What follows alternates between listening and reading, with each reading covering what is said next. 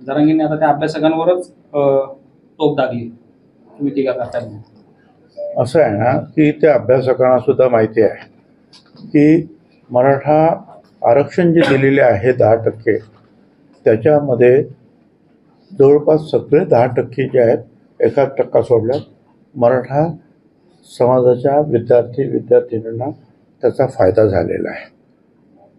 त्याच्या अगोदरसुद्धा EWSमध्ये सुद्धा तशीच परिस्थिती होती.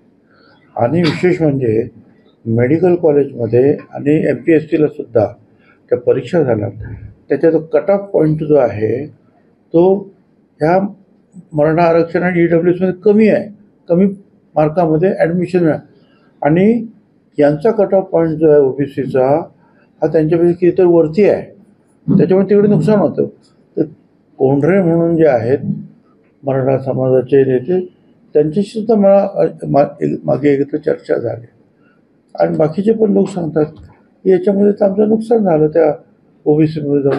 पण तिथे 374 जाते, त्याच्यामध्ये 54% समाज राज्याचा, म्हणजे किती मुलं किती मुली, आणि त्याच्यामध्ये नंबर लागायचा.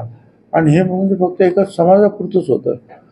आता मी जे मागे म्हणालो 5-6 दिवसापूर्वी की मराठा समाजाच्या काही अशा अभ्यासू लोकांनी, त्यांचा अभ्यास नाही, अशिक्षित आहे, त्यांना समजत नाही आरक्षण म्हणजे काय, फायदा कशात आहे, त्यांनी उत्तर देऊ नये.